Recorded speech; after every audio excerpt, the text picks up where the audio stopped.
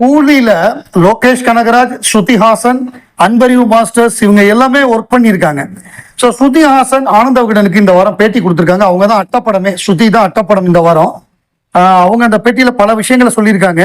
அரசியலை பத்தி எனக்கு அவ்வளவா தெரியாது, ஆனா அப்பா அரசியலுக்குள்ள வந்த பிறகுதான் அவர்கிட்ட கொஞ்சம் விஷயங்களை கேட்டு தெரிஞ்சுக்கிட்டேன். அப்பா ஒரு விஷயத்தில் இறங்கினால் அவரோட முழு கவனமும் அதுலதான் இருக்கும். அப்பாவின் அரசியல் வாழ்க்கையில் அவர் எம்பியாக பதவி ஏற்றது ஒரு முக்கியமான ஒரு நாள். அவருடைய எல்லா தருணங்களிலும் நான் உடன் இருந்திருக்கேன். ஏன்னா உடல் தானம் பண்ணும் பொழுது கூட ஸ்ருதி உடன் இருந்திருக்காங்க. அப்புறம் அந்த இதுல லோகேஷுக்கும் அவரோட டீமுக்கும் உள்ள பாண்டிங்கை பத்தி சொல்றாங்க.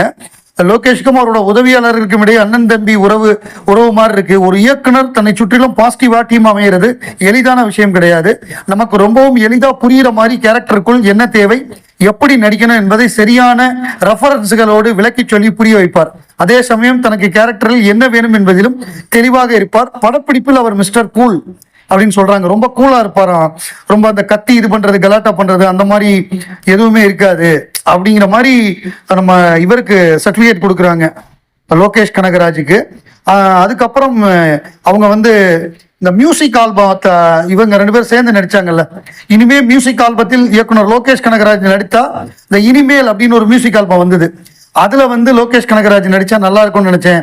ஏன்னா ஒரு முறை விக்ரம் படத்தோட ஸ்பாட்டுக்கு போயிருந்தேன். அவரை திரையில் பார்த்தால் ஒரு வைப் இருக்குன்னு தோணுச்சு. நடிக்க மாட்டேன்னு தான் சொன்னாரு. அப்புறம் ராஜ்கமல் தயாரிப்புங்கிறப்ப கண்டிப்பா பண்றேன், ஆனா உங்ககிட்ட ஒரு படத்தை பத்தி பேசணும், டைட்டில் இன்னும் முடிவு செய்யல, அது ரஜினி சார் படம், நீங்க நடிச்சா நல்லா இருக்குன்னு சொன்னாரு. இவங்க கால் ஷீட் கேட்கிறப்ப அவரும் கால் ஷீட் கேட்டார் போல் இருக்கு. அப்புறம் அவங்க இந்த ட்ரெயின் படத்துல பாடுறதுக்காக போயிருக்காங்க. அங்க பாடுறதுக்காக போறப்ப ஒரு கேரக்டர் நடிக்க சொல்லிட்டாராம் மிஷ்கின். ட்ரெயின் படத்துல ஒரு பாடல் பாடுறதுக்கு தான் மிஷ்கின் சார் கூப்பிட்டு இருந்தாரு. அங்க போனதும் கெஸ்ட் ரோல் ஒன்று இருக்கு, நீங்க நடிக்கிறீங்களான்னு கேட்டாரு. நடிச்சிருக்கேன். அவரோட இயக்கத்துல நடிச்சது ஒரு தனித்துவமான அனுபவம். ரொம்ப கிரியேட்டிவானவர் என்பது எல்லாருக்கும் தெரிஞ்சதுதான். ஆங்கில ஜப்பானிய பாடல்களை பத்தி நிறைய விஷயங்கள் பேசுவார் அப்படின்னு சொல்லியிருக்காங்க ஸ்ருதிஹாசன்.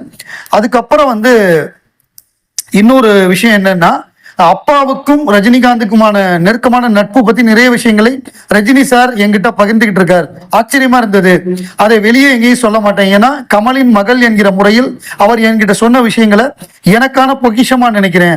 அவங்களோட ஃப்ரெண்ட்ஷிப் இன்னும் தொடர்ந்து இனிமையா இருக்கிறது எப்படின்னு எனக்கு புரிஞ்சுதுன்னு சொல்லி ஸ்ருதிஹாசன் ஒரு நீண்ட பேட்டி, பிரமாதமான ஒரு பேட்டி கொடுத்திருக்காங்க.